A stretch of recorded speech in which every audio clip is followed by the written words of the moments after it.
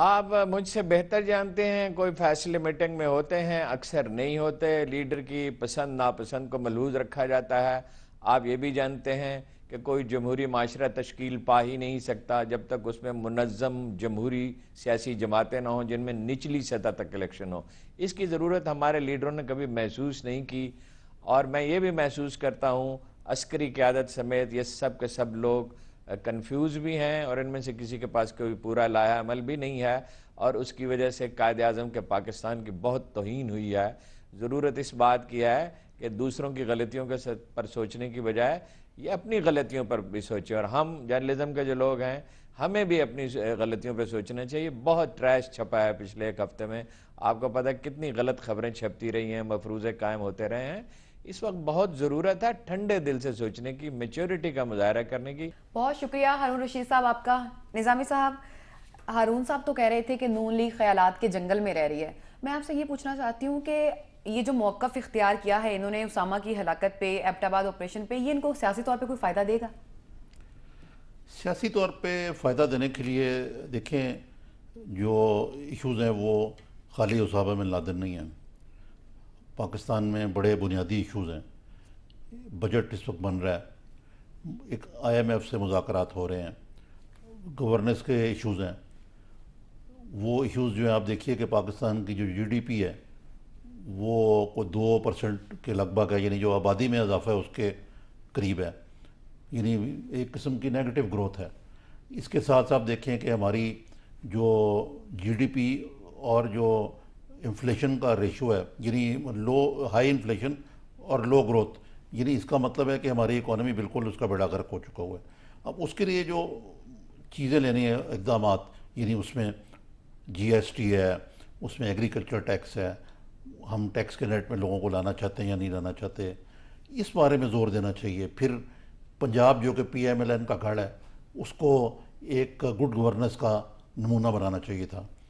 آپ گورننس کی بات تو ہم کیا کریں اس ملک میں رہتے ہوئے، وہ تو آپ دیکھ رہے ہیں بالکل کہ وہ کیا ہے کہ زیادہ بیوروکریسی ڈیمورلائزڈ ہے۔ پنجاب جو ایک سرپلس پروونس تھا وہ ڈیفیسٹ میں ہے، اور یہ لگتا ہی نہیں کہ وہ شہباز شریف صاحب جو پہلے نواز شریف سے بھی زیادہ، جب وہ وزیر اعظم تھے اور یہ وزیر اعلیٰ تھا، کہ وہ زیادہ ایفیشینٹ ہیں، آج وہ کچھ گمسم نظر آتے ہیں۔ اچھا نظامی صاحب یہ بتائیے گا کہ تنہا کیوں ہوتی جا رہی ہے نون لیگ؟ ابھی دیکھیں یونیفیکیشن بلاک جو ہے، شہباز شریف صاحب نے ان کو عشائیے پہ بلایا، 13 لوگ آئے، اور پھر راجہ ریاض صاحب بھی کہہ رہے ہیں کہ یونیفیکیشن بلاک کو اپنے ساتھ ملانے کے لیے مونس لائی سے ملاقاتیں کر رہے ہیں، اور کہہ رہے ہیں کہ بجٹ منظور نہیں ہونے دیں گے۔ کس طرف جا رہی ہے نون لیگ؟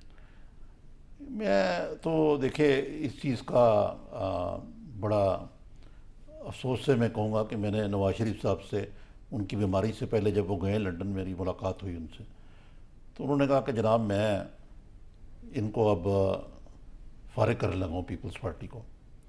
تو میں نے کہا میاں صاحب آپ یہ کیوں کر رہے ہیں؟ آپ کو تو کچھ کہتے ہیں۔ راجہ ریاض جو ہے بڑا فدوی آدمی ہے، پتہ ہی نہیں کہ ہے بھی سینئر منسٹر۔ وہ ان کے قاہرہ صاحب جو وزیر خزانہ تھے وہ بھی بڑے شریف اور سلجھے ہوئے آدمی ہیں۔ پیپلز پارٹی تو بڑی تابع دار قسم کی کولیشن پارٹنر ہے، تو آپ کیوں ان کو چھیڑ رہے ہیں؟ کہنے کہ عارف صاحب تاثر ہے کہ اسی فرینڈلی اپوزیشن ہے، تو ہمارے پارٹی کے لوگ کہتے ہیں کہ اس کو دور کریں۔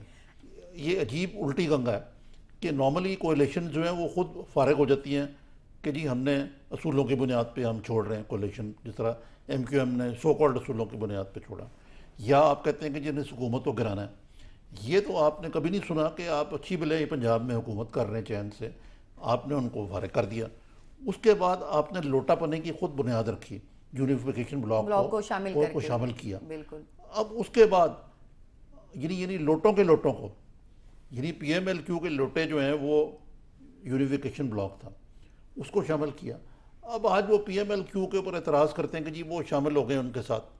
کس منہ سے یہ اعتراض کر سکتے ہیں؟ نظامی صاحب ابھی آپ فرینڈلی اپوزیشن کی بات کر رہے تھے، مجھے بس ایک بات بتا دیں کہ اپوزیشن تو اپوزیشن ہوتی ہے، یہ فرینڈلی اپوزیشن اور اصل اپوزیشن کیا فرق کیا ہے ان میں؟ فرینڈلی اپوزیشن کا فکرہ اس وقت تو مطبق ہوتا تھا جب کہ پاکستان میں اپوزیشن کو دیوار کے ساتھ لگا دیا جاتا تھا۔ اپوزیشن اور حکومت کے درمیان ایک زیرو سم گیم ہوتی تھی، یعنی جب نواز شریف صاحب کی 99 میں حکومت ختم ہوئی تو بے نظیر صاحبہ نے بھی خوشی کے ڈونگرے بجائے، مٹھائیاں بانٹی گئیں۔ नवाब रसूलुल्लाह साहब भी बड़े खुश थे मरहूम, जो हुकूमतें गिराने में बड़े तेज़ होते थे। जब मार्शल लॉ होता था तो वो जमहूरियत की बात करते थे, जमहूरियत आता था तो मार्शल लॉ की बात करते थे, वो दौर था। अब दौर बदल चुका हुआ है। अब देखिए, अब जैसे मैंने कहा, एक तो कुछ लोग कुछ दो का दौर है, मीडिया आज़ाद है, सिविल सोसाइटी भी यानी जैसे इफ्तिखार की बहाली के बाद कुछ ना कुछ मारज़ वजूद में आ चुकी हुई है। पाकिस्तान में कोई सियासी कैदी नहीं है। पार्लियामेंट में यानी नवाज शरीफ साहब के बरक्स यूसुफ गिलानी साहब, बाकी जो भी हो, वो पार्लियामेंट में आते हैं, वहाँ आके लोगों के सवालात का जवाब देते हैं और अक्रॉस द पार्टी लाइंस वो लोगों के साथ बातचीत करते हैं। तो वो महाजरा ही नहीं है जी, पोलराइजेशन नहीं है जिसके अंदर आप फ्रेंडली अपोजिशन की बात करें। अब फ्रेंडली अपोजिशन का तो मतलब ये है कि आप अनफ्रेंडली अपोजिशन हो और आप सिस्टम में बिलीव ना करें। लेकिन नवाज शरीफ साहब ये कहने के बावजूद फ्रेंडली अपोजिशन ही हैं, वो इस सिस्टम को डिसमेंटल नहीं करना चाहते। वो ये चाहेंगे कि मिड टर्म इलेक्शन हो जाए। जब जरदारी साहब ने उनसे फ़ोन पे बात की, उनकी तबीयत ख़राब थी, तो उन्होंने कहा जरदारी साहब मिड टर्म इलेक्शन के बारे में उन्हें ख्याल है। उन्होंने कहा जब आएंगे तो देखेंगे, लेकिन वो है पेवस्ता रहा शजर से उम्मीद है बाहर रख। लेकिन निजामी साहब, मिड टर्म इलेक्शन की बात की जाए तो वो भी तो फैसला कारकर्दगी की बुनियाद पे होगा ना। तो नून लीग की अपनी कारकर्दगी क्या रही है इतने सालों में? ये तो उनका ख्याल है ना, मेरा तो ख्याल है उनके जहन में। क्योंकि देखिए, एक तो कल्चर हमारे यहाँ बदल चुका हुआ है। पहले जब मैं बतौर रिपोर्टर सियासियात कवर करता था भुट्टो साहब के दौर में भी, तो अपोजिशन जो थी वो बड़े बड़े जो अपोजिशन लीडर थे एक दूसरे के साथ बैठते थे, गपशप करते थे, डिस्कशन होती थी। अब जो अपोजिशन पार्टी हैं उनके अंदर भी एक खुशामद का माहौल है। यानी कि जो अपोजिशन लीडर हैं उनको भी मेरा ख्याल है हक़ायक़ का सही तरीके से अदराक नहीं होता, वो अपनी ही दुनिया में रहते हैं। अब देखें, मियाँ नवाज शरीफ साहब जो है रायविंड में कट ऑफ होकर रह गए हुए हैं। कुछ चंद जो शहबाज शरीफ साहब हैं, साग डार साहब हैं, कुछ और लोग होंगे जो उनको मशवरा देते हैं, बाकी तो बहुत कम उनका राब्ता है। नतीजा ये है कि और अब वो उनको वहाँ जद्दा में वो कहते थे कि जी वज़ीर आज़म हैं अभी भी आप। इसी तरह जब बेनज़ीर साहब एग्ज़ाइल में थी तो उनको प्राइम मिनिस्टर कह के लोग करते थे। तो ये, लेकिन बेनज़ीर साहब इसके बावजूद अपने पार्टी के लोगों से इन टच थी। ये एक मेरा ख्याल है, इनके ख्याल ये है कि ये पाकिस्तान की मकबूल तरीन जमात है।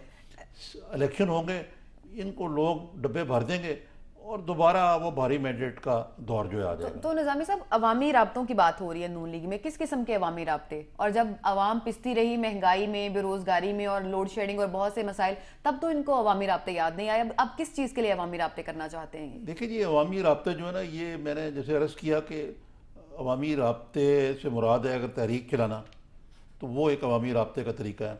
जलसे करना, वो कम अज़ कम इस गर्मी में तो जलसे करना बहुत मुश्किल है। तीसरा, ये जो माशाल्लाह जो मीडिया है, ये रोज़ ही जलसे हो जाते हैं।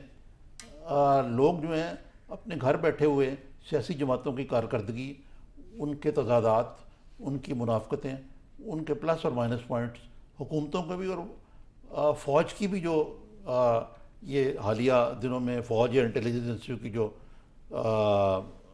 कारकर्दगी कह लें या उनके जो अंग्रेज़ी में जिसको शेनानिगन्स कह लें, ये सब का अंदाज़ा लगा लेते हैं। लोगों को अब उस तरह सड़कों पे आने की ज़रूरत नहीं है मेरी अपनी राय में। तो इस चीज़ पे अगर आप वो सैंड कासल्स बनाएंगे तो या ताश के ऊपर महल बनाएंगे तो वो नीचे आके गिर पड़ेंगे।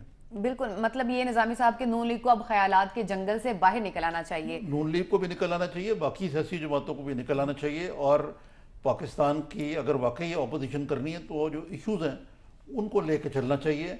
और मेरा अपना ख्याल है कि सारी चीज़ों के बावजूद नवाज शरीफ साहब बुनियादी तौर पे जिसको कहते हैं ना एप्पल कार्ट, उसको अपसेट करने को तैयार नहीं है। उनके बाज़ पार्टी के अरकान शायद ऐसा सोचते हों।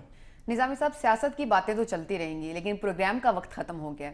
नाजरीन, पाकिस्तान को इस वक्त मुश्किल हालात का सामना है और दुआ है कि वतन अजीज़ इन हालात से जल्द निकलने में कामयाब हो जाए। ज़ेर बहस में आज के लिए इतना ही। अगले हफ्ते तक के लिए इजाज़त दीजिए। अल्लाह हाफिज़।